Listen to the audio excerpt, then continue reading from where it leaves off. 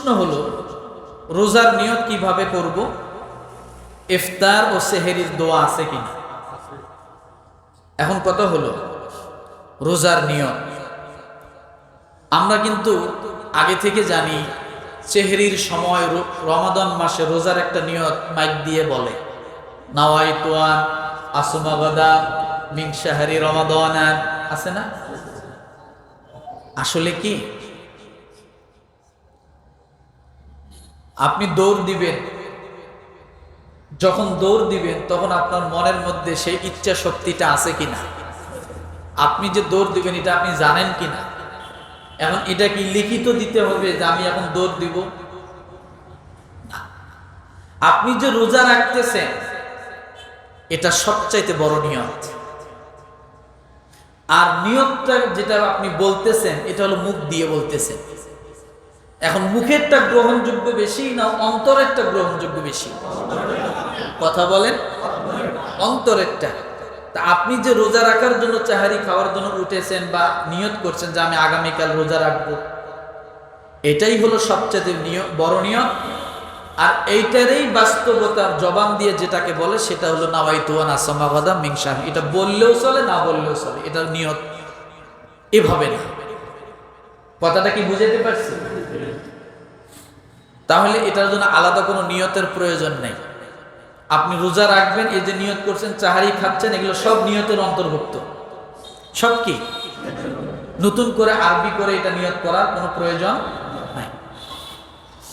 এখন বলতে পারেন যদি কেউ মুখ দিয়ে বলে নাওয়াইতু আন আসুমা গাদাম, এটা কি গুনাহ হবে না? কি বলে না এটা গুনাহ হবে না। সে বলতে পারে কিন্তু আসলে এটা বলে না এই জন্য যে রোজা হবে না এটা না, বা এটা বলতেই হবে সেটা এমন কোনো কথা না। দ্বিতীয় কথা হলো ইফতারি সাহারির দোয়া আছে কিনা? হ্যাঁ, অবশ্যই আছে। ইফতারি সাহারির দোয়া আছে এবং এ সময়ে দুই রকমের দোয়া আছে। কয় রকম? দুই রকমের দোয়া আছে। নবীজি সাল্লাল্লাহু আলাইহি সাল্লাম বলেন ইফতারির সময়ের দোয়া যখন মানুষ হাত উঠায়া আল্লাহর কাছে রোজা কবুলের জন্য, তার গুনাহ মাফের জন্য, দুনিয়াবাসীর জন্য যখন মানুষ দোয়া করে, এই দোয়া আর আল্লাহ তাআলার মাঝে কোনো পর্দা থাকে না। কথাটা কি বুঝতে পারছি? তাহলে ইফতারি সামনে নিয়ে যে দোয়াটা করা হয়, এই দোয়াটা আল্লাহ তাআলা সবচেয়ে বেশি পছন্দনীয়। তাহলে এক ধরনের দোয়া পেলাম ইফতারির আগে, যেটা হাত উঠাইয়া বলেন বা হাত ছাড়াই বলেন, আপনি আপনার গুনাহ মাফের জন্য আল্লাহর কাছে দোয়া করতেছেন। নবীজি খুব জোর দিয়েছেন তোমরা এই সময় দোয়া করো, কারণ এই সময়ের দোয়া আল্লাহ তাআলার কাছে সবচেয়ে বেশি প্রিয়। ইফতারিকে সামনে নিয়ে যেটা দোয়া করা হয়, তখনও ইফতারি আমরা এখনো করি নাই, ঠিক আগ মুহূর্তে। আরেক ধরনের দোয়া আছে, সেটা হলো যেটা আমরা ইফতারির সময় বলি, আল্লাহুম্মা লাকা সুমতু ওয়া আলা রিজকিকা আফতারতু। এটা বলে ইফতারি করি, আছে না? অনেকেই বলতে বলে এ ভাই দোয়া করে ইফতারি করে। এই দোয়াটা আসলে ওই সময়ের জন্য না। ওই সময় শুধু বিসমিল্লাহ বিসমিল্লাহ বলে আপনি কি করবেন? খেজুর মুখে দিবেন, পানি মুখে দিবেন, খাবেন। তাহলে ওই দোয়াটা কখন করতে হবে? ওই দোয়াটা করতে হবে হলো ইফতারির পরে। কিসের পরে? ওই দোয়াটা করতে হবে। এখন এই সময় দুই রকমের দুইটা দোয়া পাওয়া যায়। কয়টা দোয়া? একটা হলো সুনানে আবু দাউদ হাদিস নাম্বার 2357, 2357 নম্বর হাদিস।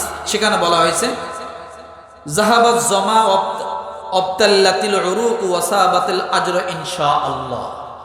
আমি আবারও বলছি, জাহাবাত জমা অবতাল্লাতিল উরুক ওয়াসাবাতাল আজরু ইনশাআল্লাহ। এই দোয়াটা কখন করবে? ইফতারির, কথা বলে না, ইফতারির পরে।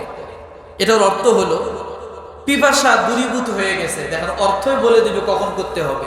পিপাসা দূরীভূত হয়ে গেছে, হয়ে সেটা কি ইফতারি করার আগে হয়েছে?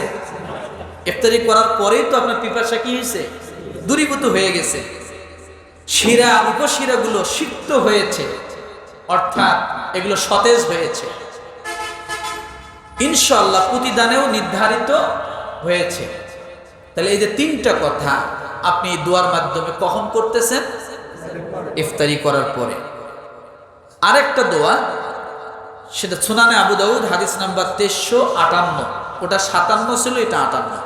আল্লাহুম্মা লাকা সুমতু ওয়া আলা রিজকিকা আফতারতু, যেটা বিভিন্ন ক্যালেন্ডারে পাওয়া যায়, আমরা অনেকেরই মুখস্থ আছে। আল্লাহুম্মা লাকা সুমতু ওয়া আলা রিজকিকা আফতারতু, এটাও ইফতারির পরে।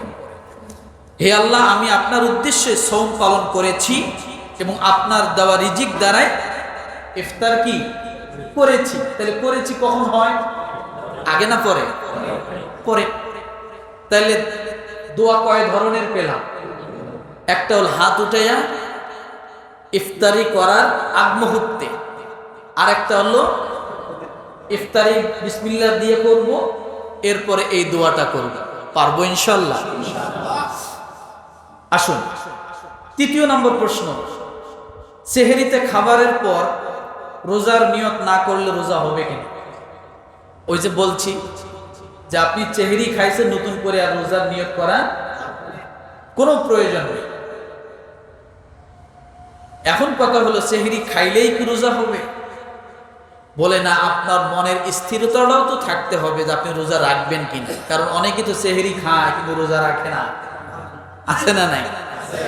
কিন্তু মনের স্থির থাকতে হবে যে আপনি রোজা রাখবেন। আর যদি রোজা রাখার নিয়তেই না থাকে, তাহলে আপনার খাওয়া না খাওয়া তো সমানই হয়ে